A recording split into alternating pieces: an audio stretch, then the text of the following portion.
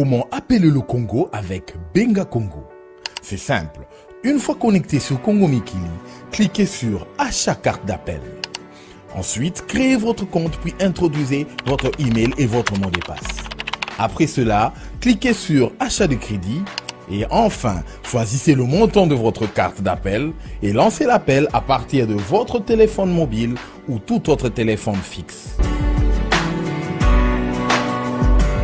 Basombelanga pena carte benga Congo ba benganga na lemba lisolo nga moko na ye na sombi benga Congo na sololi na resololi na sololi tina lembi olingi ko benga Congo bengacongo.com. Mbote na bino balandi ya congomikili.com et sengo ezali vraiment ebele koye babino connecté sur site na biso préféré site na bino congomikili.com. To belemi lisusu liboso ya ba écran na bino na ba salon to pe na ba bureau pona kosola maematali politique kosola lisusu maematali troisième voie na mikolo milekaki bandeko ya troisième voie ba belemaki awa na plateau ya congomikili.com na tina ya kolobela ete ndeko na biso Fumutoto Basanga azalaki bongo en insécurité azalaki bongo menacé yango wana azalaki komona na te nde lelo Congo Mikili elukie pona kosolola lisusu matalaki ba menace oyo azalaki kozwa butupe moi nazali bongo na Fumutoto Basanga géniteur ya troisième voie na plateau na biso ya congomikili.com. Mbote na yo ndeko Fumutoto. Mbote maman journaliste. Ndeko Fumutoto na mikolo milekaki esengeli tolo ba polele ete ozalaki komona na te na ba media na biso loko awa na ba télé ba radio oyokanaki te e bongo ti bongo na ba site na biso ya Congo Mikili oyaki te e bongo concert na ngai Magloire Yoka ayambaki ba membre ya troisième voie oyo ba ganga ki likolo ete koloba ete yo ozali bongo en insécurité boeto yambio na plateau na biso ya congomikili.com oloba bongo polele o ganga ete est-ce que ezali ya solo vraiment ndeko na biso ozalaki en insécurité, est-ce que vraiment ozalaki menacé? D'abord ngai soki na lobi likambo maman journaliste na tiaka d'abord avant na yamba tona sona bino loboko na motema omoni insécurité na ngai ezalaki te ke bandaki na Congo Mikili na site na salaki émission na Face au Pro na BRT Africa na zalaki na yambamaki na 3 journalistes na lakisaki yango il y a 2 mois passés que dans une insécurité moko impossible et que na zana exil forcé to longwe wana na ko sala émission na polele na CCTV na nani ndeko Florim Benga na lobiete téléphone et tondi na ba menace nazali kokokate mais moi zonga sima ezalité na pesi témoignage Flavien Roussac azali journaliste ya BRT Afrique aza wana kisasa za koemettre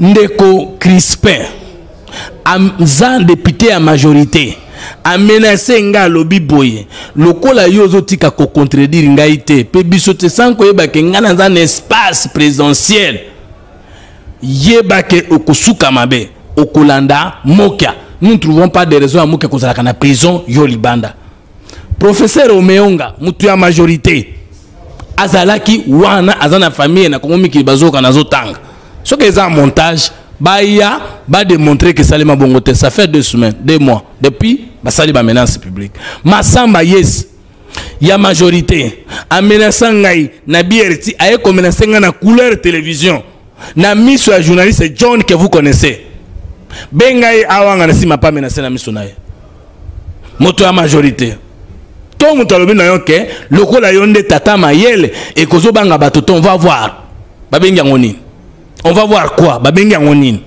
na tangi yango clairement téléphone na ngai yangoyo na ebite soki na ko se retrouver ba menace yango na téléphone mais kana ko tangela ba congolais parce que na comprendre ba congolais te Voilà, pour na ba ndeko oyo ba lingi koyeba ba preuve oyo ezokola ki ete ndeko fumutoto basanga azalaki menacé apesi ngai téléphone na ye ba uti komona bino moko na ba image téléphone oyo ezali ya ngai te ezali bongo ya fumutoto ba SMS ezali awa mais désolé ndeko fumutoto na kotanga bobele contenu mais numéro na kotanga te numéro et mettre ba message oyo message à liboso et lobby si tu n'arrêtes pas à combattre le pouvoir, sinon tu vas rejoindre Chebea. Atiena ba point d'exclamation. Message Moussousoué Nassima et lobby était rejoins-nous ou c'est mots que tu vas rejoindre. Nous savons tout sur toi.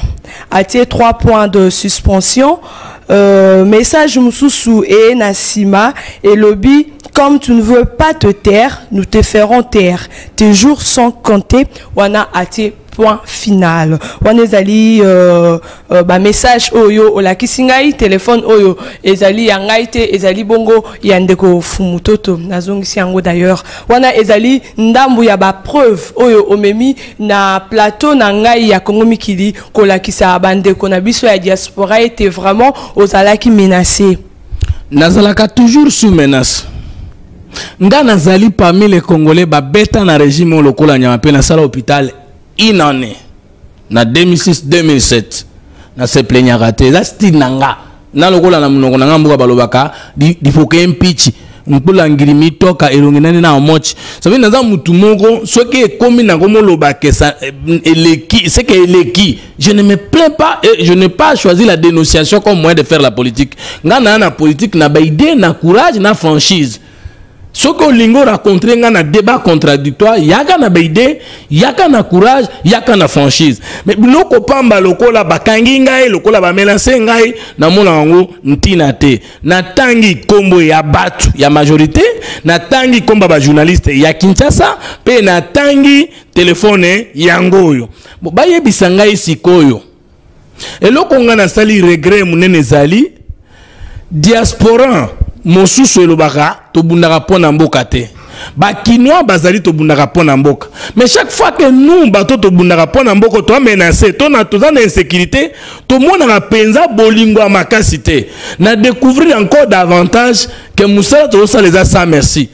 C'est vrai qu'il y a eu des journalistes neti bata bierti na CCTV bata canal kin batebele balobela ki pona ngai mais comment n'a pas si oyo ngana mona rapona mboka oyo na ba risque ngana zwa pona mboka face na régime oyo na santa kite na soutien ya ngai moral eza ematite tina degré ngana salela mboka et je crois que ceux qui batumsu ba ya koma mbala moka a décourager atiki na ye ceux qui appellent vocation te c'est peut-être parce que mutuloko la ngai ata satana akoki ko prouver te que ngana za ancien régime moko banda Mobutu Kabila père, Kabila fils, n'a tikala ni de près ni de loin qu'on participer na gestion en mboko, ni koko tata réunion à majorité tata 10 secondes, ni koli ata mbongo à l'état $10. Mbongo nyoso ngana sala kamisala, ezali ndambo ngana zwaka, ndambo mamambra 3e va bazwaka, na bato balingaka ngai, basutenaka ngai. Mais regardez, naza menacé à mort. Na beleli yango 1 mois avant de disparaître mais bande kubazozo à la légèreté mais boye ba kembo quand se zanga ba leader te pe soki ba leader ba kufi to bazomona na te po bozo ba leader musu c'est pas facile. Boye ndeko fumutoto alobi azalaki menacé mais azu bobele merci ba pesa na mbwa. Merci à Kilote et sali au passi papa continuer karananzela na yo politique yeza na ba fleur ezape na banzube ba msusu ba lobby ba benginga na téléphone ba lobby mama Starlink oyo fumutoto azo sala eza nango maya miso ya ngando comme on dit en français des larmes de crocodile yo ozali bobele na posa okende poto ozwa exil politique boye ofanda malamu pamba te olembi na yo Kinshasa awa boye nyoso pasi lokola balobaka Afrika moto.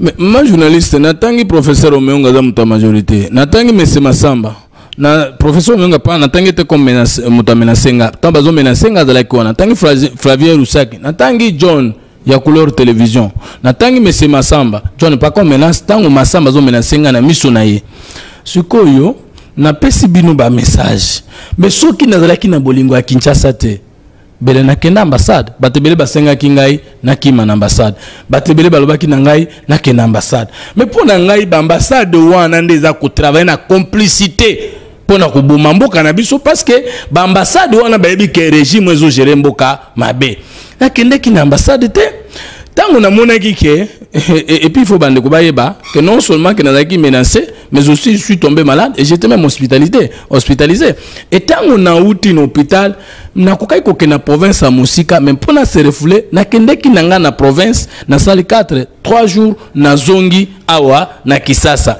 est-ce que bino bande ko nyonso bokenda na poto bokenda kana ko bwaka ngunda est-ce que bino nyonso bato bokenda na poto il faut ko kosa likamba po kende poto ba membre ya 3e voie nyonso bozali bande ko bayebi ngai nyonso bazali ba collaborateur na ngai nyonso bozali nene sa yoka ki na bengi eke na demande okende poto ngai poto nazo kende te parce que régime ezali te lokuta ezali mabe le 17 avril ou tukoleka nazalaki sélectionné parmi les 6 africains au bazalaki ba kende kosala évaluation il y a 50 ans il y a Union africaine OIA, Organisation de l'Union africaine na Canada. Prise en charge en bonne et due forme, invitation en bonne et due forme et où une université. Mais les titres aux autres batiko tant na zongite. Batuna ki abalobi ngana ko voyager te. Le 8 mars il fallait nazala na Colorado, les États-Unis. Na keneki na ambassade des États-Unis ngana ko voyager te. Le 5 janvier bomona ki binomoko nde baboyaki na voyager na Poto. Ce que pour toi on a comme le prétexte à voyager on dit passage dans un aéroport c'est facile. Pour toi on a comme le prétexte à voyager on dirait moi je n'ai pas le droit de voyager. Non. Insécurité n'a pas un rapport n'a souci n'a pas voyager. Et puis ngai n'a jamais exilé politique ngai parce que Moussa on a ça on a comme exilé politique n'habite na on a simana ngai parce que ezali portion na ngai na kopesa pour na mboka na ngai. Et en plus de ça ngai attendre mon n'a jamais na ça na poto libanda Congo 2 ans. Omoni nzambata la bandeke mususu bavanda kana lola nikolo bandeke mususu bavanda kana mai bandeke mususu bavanda na mabele ngana za ndeke ya mboka mais mandeko nanga bakenda diaspora bazali bana mboka mais bango ne bako soutenir ngai poete a musale sale mamalamu mais souci nanga rêve nanga etika ozata mukolo moko tena ke nosala musala poto na vana poto parce que na pona ke na kubunda na Kinshasa na province mais poto na kotambola ndenge mutu nso tambola pe na zongi na mboka na ngai mais naza mutu moko tena rêve kana zo mwasi na bana na voyager mais soki tango na komona ke trop c'est trop et que vie yango fona batela pona mboka yango c'est alors que je peux décider de partir par des voies normales ou que permettre peut-être 2 jours 3 jours bon mon parce que ceux qui les loin koufi moi je ne pense pas que l'Union a bénéfice pour le Congo. Je ne pense pas que maladie n'a pas bénéfice pour le Congo. Tout ce que j'ai connu comme maladie avec toutes ces menaces tout ça na quoi ko kata na pesili le lorsque na ko yesu na Congo mi kina lobela ba congolais non tout le kakate ba héros décédé. Je pense que na vie na biso to bundaka to conserver ba héros vivants mais na mona kaneti Congo balobaka po bandima mutu fo bas akufa basala monument mais monument na ngai sunga bino na nini bande ko ba congolais tous dans une situation inconfortable tous dans une situation difficile si vous continuez à exiger notre mort nous mourrons mais sachez bien que notre mort ne vous donnera rien plus que notre vie. Merci mingi ndeko fumutoto tolo babongo polele mae bandeko mususu balobaka cc ezali na ndeko moko abenga kingai depuis Canada alobi mama Starling ndeko fumutoto atika ko batama alongola casquette na ewana oyo alataka ya opposant balobi mbongo yo salaka ba conférence par-ci par-là et uta ko bobele na régime bo eza en place boye soki to memi makanisi musika yo zali na yo bobele pion ya pouvoir o ezali en place ezali na émission moko esalamaki na ba site mususu tokotanga kombote pona to boyi publicité Congo Mikili eza site munene ezali na ndeko moko ya pouvoir en place a bengi bandeko ba reconnaître na mongongo a lobby ete yo fumutoto basanga ozali pion na bango ya majorité atanga ki ba kombo ya ba opposant munene ya mboka o ba yebani mais parmi ba kombo oyo ndeko wana atanga ki pe kombo na yo alobi ete yo ozali pion ya majorité lobela ba landina bisa Congo Mikili parce que motuna o ya kape mingi boye lelo eyano biano ebimana monoko na omoko mama journaliste ebongite ngai basanga fumutoto na lekaka na télévision na sambaka pour naza nyongwa mututa je me reproche de rien. Et bongi mutu ayebi ke nazalaka pio à pouvoir apesa bato preuve o bakondimela ye bandimeli o bakotika le pananga batikali. Et bongi te ngai nakanisa ke bato nyonso baza na diaspora baza pour ngai to contre ngai. Et bongi pete ngai nakanisa ke bato nyonso il faut balinga ngai te. Nasala ke fort na convaincre ba congolais pona likambo moko. Lumumba bundaki pona était indépendant du Congo. Tshisekedi et ses amis babundaki pour la République démocratique du Congo, état de droit, bonne gouvernance. Ngai na maninga na tozo bunda pona kosala libota, c'est-à-dire la création de la nation congolaise. O ezali na 7 sections. Section à liboso pour restaurer l'homme congolais. Na ba parents nyonso babotaki pona Congo koyeba bokoko na biso, koyeba bonde ko na biso, koyeba boyokani na biso, musa na biso, bosembo na biso pe bokonzi na biso. Bitumba oyo ngana ekobunda pona Congo ezali na kolemba te kino tolongwe na phase ya tribalisme, tolongwe na phase ya régionalisme, tolongwe na phase ya fanatisme, tolongwe na phase ya favoritisme, tokoti na phase ya nation. To définir molimo moko, nzoto moko, mabele moko, tolongwe siko na bosoto oyo plus de 54 ans depuis Babelge bakenda to na passe. Mais na senga kasko oyo na fait réfléchir bato mosusu oyo eza soni komona ke ba évoluer libanda esika information eza na temps esika ba découverte eza na temps mazo ko réfléchir lokola même bato batikali komona mokilité. Maman journaliste nazo beta to na miso ya bato nyonso awa ke na diaspora na zanga yi mokote na diaspora na ba collaborateur costaud bato lokola ba Jean-Paul Kanyinda na Bruxelles, mais ce n'est pas que c'est pas un mendiant. Aza mututa bakongunda azali na ndaku na ye, azali na vie na ye, azana mwasi na ye, azana bana na ye. Ye mutu afungola masolo ya 3e voie na diaspora européenne.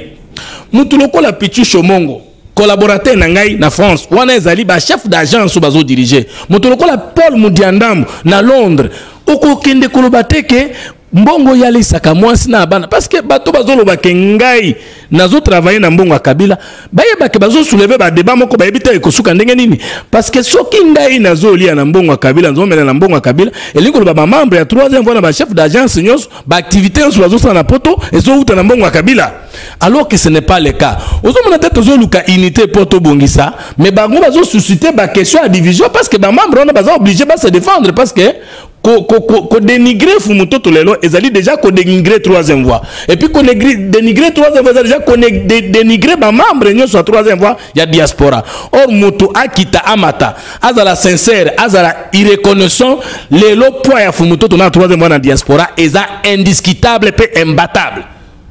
Mutu mongo Congo mikeza parmi les sites suivis. Soki ngana sali intervention, bato musu ba sali intervention. Tout le monde a un nombre de vues, tout le monde a un nombre de commentaires.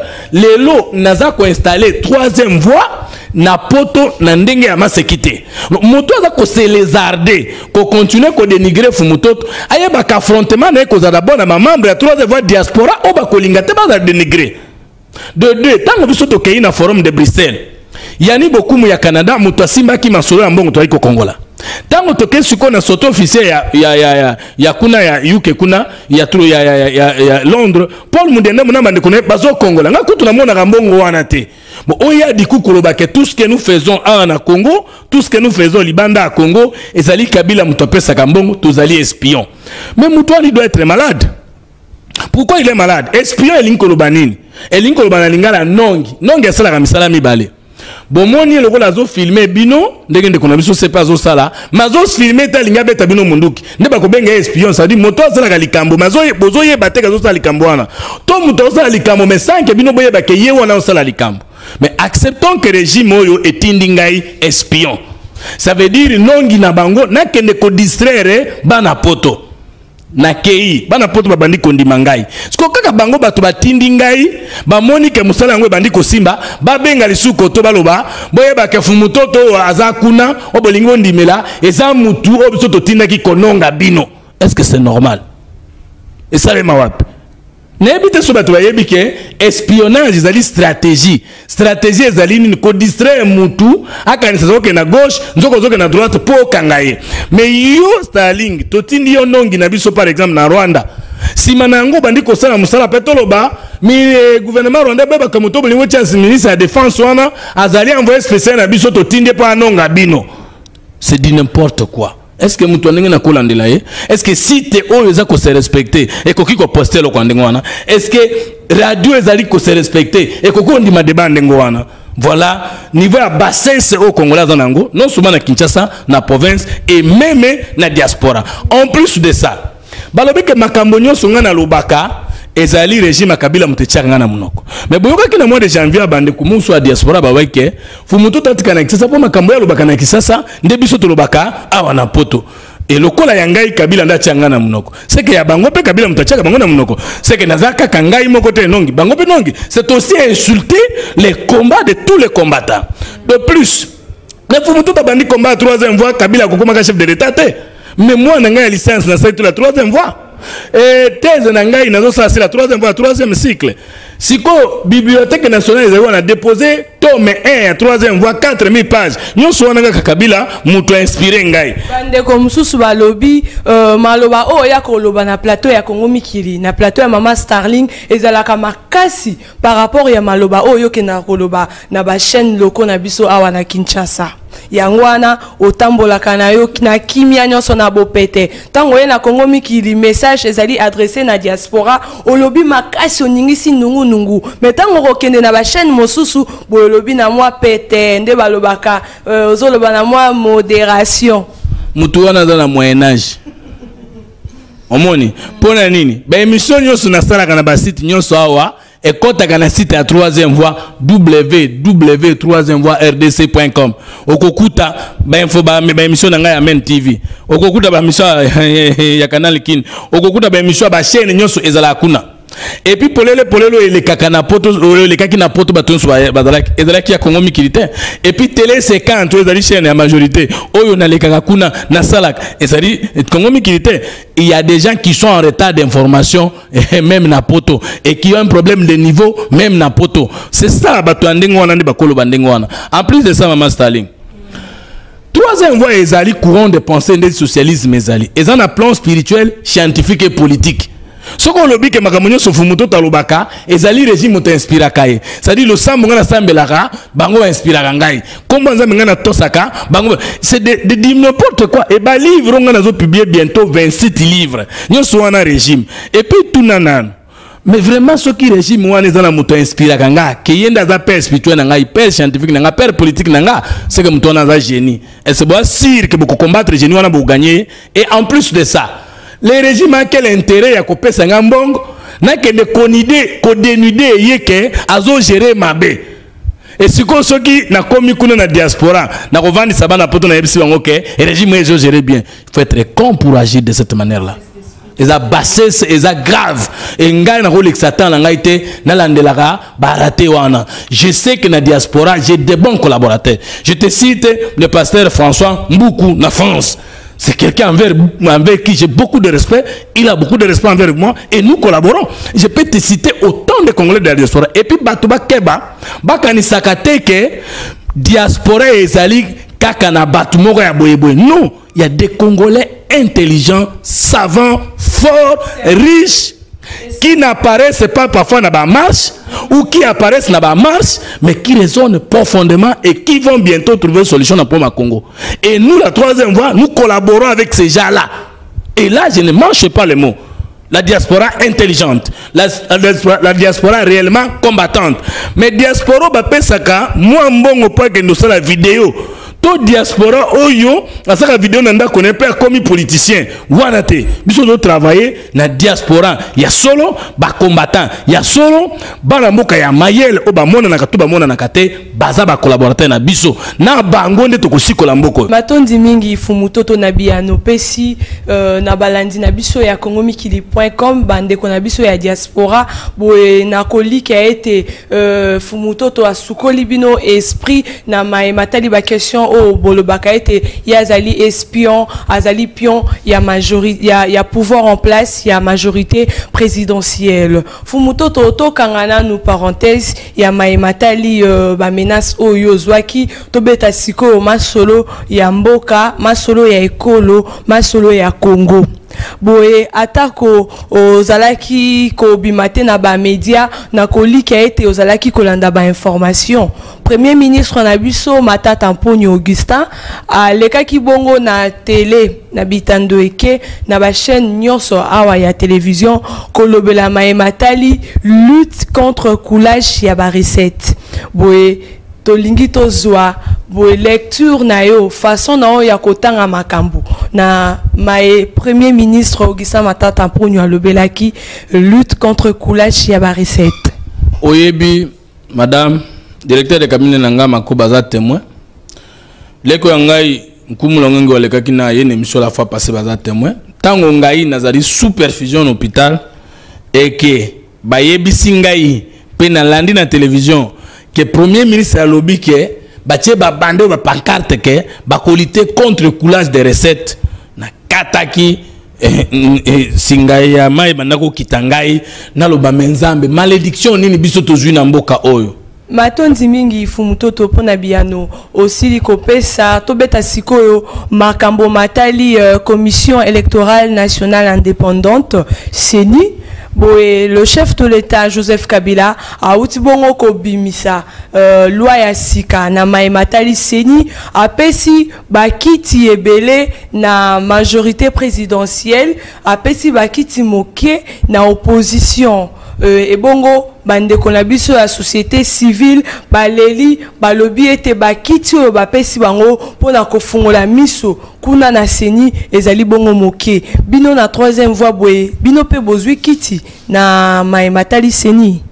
Madame merci pour na motuna wana maintenant ko tuna ba congolais to restructurer CENI pourquoi pour être ça qui me madame alors qu'il y a un adage qui dit on ne change pas l'équipe qui gagne.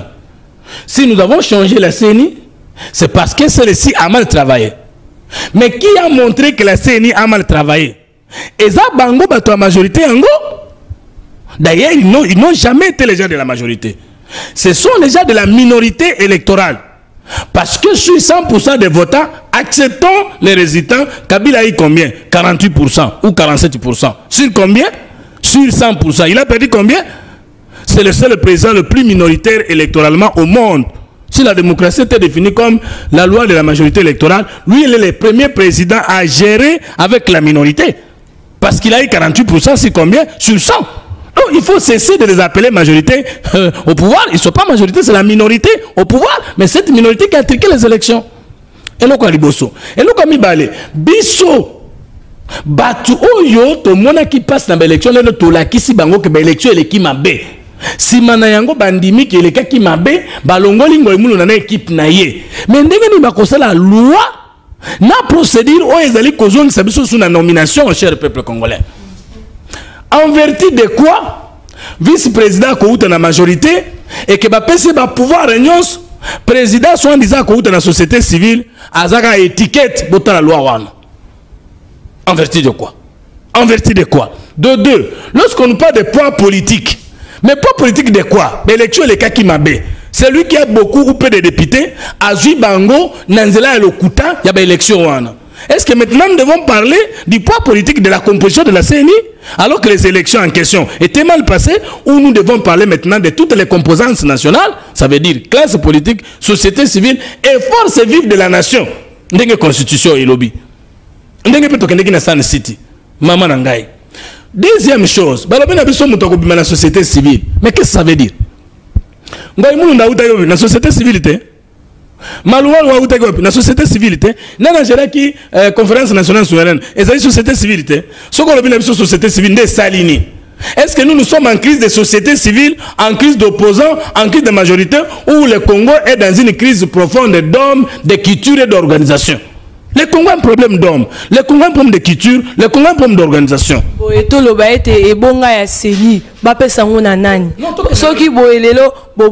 Société civile et bon CENI la majorité présidentielle to bazonga na bino na opposition to ebi pe ke bino awa na kati opposition boyoka na kate opposition e kabwana biteni na biteni awa na Congo ngai na bomba raté ngai naza opposant seulement parce que je combat le régime de Kabila parce que gère mal le pays. Mais je ne suis pas opposant soutenant ces faux opposants qui ont toujours travaillé contre les pouvoirs. Aujourd'hui, nous disons que la CENI a échoué. Est-ce qu'il n'y avait pas des opposants là-bas? Aujourd'hui, en 2006, nous disons que la CENI avait échoué. Il n'y avait pas d'opposants là-bas. Ceux qui sont au pouvoir aujourd'hui n'étaient pas opposants hier. Et ceux qui sont à l'opposition aujourd'hui n'étaient pas au pouvoir hier. Moi, je crois que le débat de la troisième voie, c'est pas que nous se présente pas comme un vrai opposant. Non, ça c'est un faux débat. Le problème, c'est que se présenter pas Nabino Lokola, Nazana Baïdé, Nalingi, et je m'engage pour que Mboka Nanga est bonga. On se comprendre. Mais comment la société derrière l'opposition, derrière la majorité, derrière la société civile, notre combat, c'est que nous parlons de la libération totale de l'homme, de la création de la nation congolaise et de la lutte contre les antivaleurs, d'où que ça vient. En ce moment-là, pour que tout le monde ait une volonté de élection crédible et zali, il faut d'abord une performance et dans le niveau de texte. Performance est dans le niveau de critères. Et puis performance est dans le niveau d'orientation. On a pas cet exemple. Balobi Nabiso, dans la société civile, il y a 3 thématiques. Il s'occupe de l'élection, il s'occupe de la parité, puis il s'occupe de la droit de l'homme. On a un expert dans la science nini. Nous avons licencié en sciences politiques. Moto a salé ONG portant mission des élections. Allez, qui a une question électorale nani? Parce que nous avons des experts dans le domaine. Il y a des experts nani. De deux, ce qu'on présentait biso que Moto a salé association, to ONG, il y a des élections. Bon, le problème se pose de la gouvernance électorale au Congo. Est-ce que Moto a salé ONG concernant les élections? Est-ce que dans 4 ONG il y a une gouvernance électorale les alliés? Moi, je connais beaucoup d'acteurs des ONG depuis 20 ans. Quand il y a un président, adjoint à mon anakate, secrétaire à mon anakate. Mbongo nyoso a de tunaka. Toko soit président sa CENI, topé ça y est, parce que l'ONG porte les noms des élections. Toko soit Moutouane, il n'a même pas un niveau, il n'a même pas la compétence, il n'a même pas la moralité. Toko confier CENI pour pas profiter, pas corrompre. Non! Moi, je vais seulement dire ceci. Ce qui balobi na biso majorité azana bato belé opposition na bato muke c'est sur bas de quoi et puis bande ko boye ba que tamazo na bato 4 opposition bango ba yebi ki ya 4 groupes parlementaires et opposition kuna na parlement ba olinga sko ba sala manœuvre ya kokoti sa bango na bango ndenge ba salaki et que yo congolais nyoso ya diaspora yo congolais nyoso ya Kinshasa yo congolais nyoso ya province oyo yebi ke yo zo bunda na côté ya minduki te yeba que soki to fungoli misote na composition ya CENI. L'élection après l'élection en 2011, tous a déjà perdant d'avance. Parce que bato bandima qui que l'élection les cas qui bien, bangonne bazala qui ba opposant, la majorité ba kota qui na Kabila na parlement na ye. Mais comment expliquer bango va tenter bango moko sous représenter biso alors que et en acceptant de travailler dans ce régime ou d'aller au parlement, ils ont déjà accepté la victoire électorale de ce régime. Alors que cela n'est pas le cas parce que article 15 de la loi portant statut de l'opposition le but que l'opposition doit accepter et reconnaître le pouvoir à la majorité des gouvernés. Ça veut dire ce que nous avons dans le Parlement, ça veut dire que l'élection est l'élection qui bien. Mais comment expliquer que Baoyo Basali Mabewana, Bangol Soussou Basa engagé pour diriger Bisso? Bisso 3e voie Torobiboé. Ce qui s'est ni, ils pour continuer l'aventure, Bakosa la Bango na Bango. Mais ce qui s'est ni, ils pour il n'y a que des imbéciles qui ne changent pas et que nous sommes des hommes, nous pouvons changer. Donc ensemble, la classe politique, la société civile, les forces vives de la nation, et c'est tous en a la composition Yasseni. En plus de ça, madame, loi ou on va promulguer, ils allaient contredire la constitution. Parce qu'ils allaient contredire la loi électorale. Alors qu'article 160 est lobby que la Cour sociale ou la Cour suprême de justice est là pour la conformité des actes aux lois, et la loi fondamentale c'est la constitution. Dans la loi électorale, tout dans combien d'acteurs politiques? Nous avons les partis politiques, les regroupements politiques, les cartels politiques et les personnalités politiques qu'on appelle les indépendants. Maintenant, si vous dites que na CENI beaucoup tchaka bato société civile, beaucoup tchaka bato opposition, beaucoup tchaka bato majorité, ce qu'on centriste congolais beaucoup tchaka bangwap, ce qu'on indépendant beaucoup tchaka bangwap. Vous ne voyez pas que dans la loi, dans la pratique, ça montre la volonté manifeste, il y a régime, il y a continuer méchanceté. Et il y a des gouvernements dans la diaspora, il y a des gouvernements dans Kinshasa, il y a des gouvernements dans la province. Ce qu'on a organisé, bateau bakobongisambo dans la place, aux en erreur grave. D'où est-ce qu'on doit signer en bureau d'études, en stratégie, pour que tout le monde ait une humiliation. Sur le point de vue de la 3e voie. Quant à ce qui nous concerne, ni les opposants, ni la société civile, ni quoi qui que ce soit ne peut nous représenter. Nous n'avons pas combattu derrière l'opposition, nous n'avons pas combattu derrière la majorité, nous n'avons pas combattu derrière la société civile. Nous sommes un courant de pensée spirituel, scientifique et politique. La politique est l'un des aspects de notre combat, mais ce n'est pas le seul. Okay. Si il tente encore des aventures pour marginaliser la vérité, et donc nous allons montrer combien de fois nous sommes tous congolais. Ndeko Fumuto Tobeta Bongo Masolo au Etali 3e voie, actualité à 3e voie, sortie officielle il y a 3e voie na Londres et Kozala Bongo le 18 mai na Hollande pe kalamingite sortie officielle il y a 3e voie et Kozala Lisusu et Bongo bandeko na poto balmoni yo balobi yo ozali déjà na Londres pour na sortie officielle il y a 3e voie boye ngawa na yambio lisusu na plateau na lobanini tantôt ozali kuna tantôt ozali awa papa na ngai pesa yano pona bandeko na biso ya diaspora besiko bandeko na ngai ya diaspora bandeko na ngai ya Kinshasa bandeko na ngai ya province bomoni ke loko ba luka na ngai nani yebani te omonaki na makambo ya le 5 janvier oh na mutakalize Fumutoto na Bruxelles Fumutoto na Bruxelles je faisais les émissions na Congo Mikili na kosala émission le 17 et le 18 mai à partir ya Kinshasa awa siko bino bato bolobi ke naza à Londres siko awa na bureau ya Congo Mikili Kinshasa na Starling na CP azo filmer en face na biso awa siko na kendeki Londres yango na butu na zongi pe na butu boka ni sate ke nga na voyager na poto te to na za posa okende poto te. Mais les conditions qui m'entourent ne me permettent pas de sortir. Quand les conditions seront réunies, je vais sortir. J'ai besoin de vous rencontrer, mes chers frères de la diaspora. Mais cessez de mentir. Mon rêve est presque accompli. Nalinga kinin. Na me mama idée. Na kuta na pe na bato bazamba idée. To sangisa action et organisation. 3e voie est Kende pour le Congo avec ou sans moi. 3e voie est Kende pour l'Afrique et pour le monde avec ou sans moi. Je suis content aujourd'hui de voir que Bande Hollande va s'organiser, de Konanga Jiben raciste, Asali Moussala Kitoko Kuna, Bande Koya Bruxelles va s'organiser, Jean-Paul Kanin, Bande Koya France, Koutou Bazaripe, l'événement Mounen le 30 juin. Awa, il y a 3e voie, Bande Hollande, Bazako Sala sortie officielle le 18 Mendengolobi, na sengi batonyo so balinga kangai, balinga 3e voie, balinga kabaide pe balinga Congo, bazala le 18 mai na m'adresse indiquée, bokomo na basiti nyos Congo Mikili Kutu tokolobate parce que zande ndako na biso bino soboyebi. Je serais très content de voir quelle sortie officielle sans Fumutoto. C'est ça l'homme. Un homme fait 3 choses: accomplir votre mission, préparer la succession et anticiper le futur. C'est ça. Mon problème aujourd'hui, c'est que c'est pas quand Elonginanga. Mon problème, c'est qu'avec ou sans moi, que le Congo gagne. Et maintenant, nous sommes à 3e voie, nous sommes au Bunda. Au monde, nous sommes dans la menace. Au monde, nous sommes dans la mal-vie. Les lots, Banguna, Makolonganga, na Koufi. Mais il ne faudra pas que 3e voie s'arrête. Il ne faudra pas que 3e voie s'arrête. Je ne serai pas le 18 mai à Londres. Mais les membres de la 3e voie, les alliés de la 3e voie, Bakozala Kuna, Ponakotala, sortie officielle, il y a Royaume-Uni. P. Nalobi, merci na Paul Moudiandam, chef d'agence à Londres. Merci na docteur Epafras, Oyope Zako Pepa Makasi pour la 3e voie. P. Merci na ba collaborateur na Nganyos, na Tangaki François Mboukou, na Tangaki Bandekebe na Kokutanga ba Kombo Nyoso ate, na Musala Nyoso Bozo Sala pour na Congo na biso, P na Bolingo Nyoso Bozali Kotalisa pour na Ngai. Mot de la fin na Ngai ezali nini? Motasala la politique à l'obarate qui a zobela. Mais naïbsa ki binoke, koko so nazaki nango ezalaki te kande ba menasaki ngai, nzoto pe esalaki mobulu. Soki nzoto ko compliqué ngai te, boko mona na bino ngai parce que ngana ko bunda jusqu'à la fin de mon séjour sur la terre pour que le Congo nouveau apparaisse. Na bande konyo so na baligaka ngai. Na bande konyo so na balela ngai.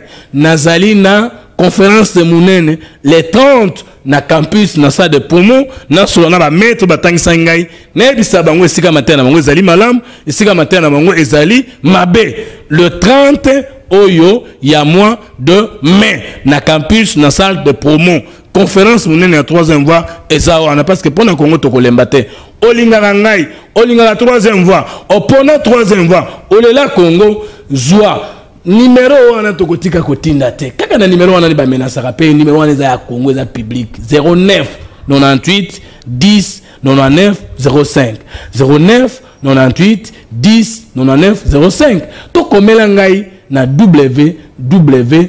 Donc quand on a site www.troisième voie en lettres toutes minuscules rdc.com. To komela biso na troisième voie toujours en minuscule, voie avec IV OIE bongo na boîte na biso tokoyamba pe tokosolola. Ngai loko na kosenga ba congolais toto sa di recommandation au troisième voie pesa rabino. Recommandation à liboso na loboko mobile. Pesa ba idée na yo, pesa ta na yo, pesa bato na yo, pesa mosolo na yo, pesa matériel na yo pour na Congo Sika. De l'autre côté, tout à la fonder sur la conscience, la raison, la conscience, la solidarité, l'unité et le développement. Ce qui to sangisi maboko mitano oyo. Pe to sangisi su maboko mitano oyo na momoko to kolonga banguna. Mais ce qui to continue distraction bako konza biso lisusu na 2016 et bako modifier constitution pe bako bakisa ba mandat. Soko za combattant solo, oza Congolais diaspora solo bomoko to kolonga. Na bokabwani bako nyata biso davantage. Matondi mingi ndeko Fumutoto, merci na ndengo répondre na invitation na ngai oyo na singaki oya ko éclaircir na matali ba menace oyo ozalaki kozwa na mikolo bongo mileki o lobi pe lisusu ete nzoto bongo elembaki mwa nungu esalemaki me Fumutoto azali azongi bongo na nzela boye to loba ete ba menace sili boye ozali na kimia. Oyebi na politique ba comprenaka. Et dans la catastrophe, il y a un mutu. Moi, je suis na prison pour makambo kubunda. Donc, je suis na prison pour makambo bakoselier. Bakana e bandakala. Ngape bakana ngakala baluka ka prétexte. Mukolo bakozwa bakosananga o balingi. Mais pour ngai, mort ou vivant, malade ou en bonne santé, je me battrai pour que règne un Congo nouveau. Le Congo dans lequel la nation congolaise va devenir florissante. Et kuna ba pauvre, ba riche, ba étranger, même bandeko ba yinaka biso, biso to kokuta bomo ina biso kuna. Donc maintenant c'est esila te ngana zo sala musala nzamba tinanga na moki.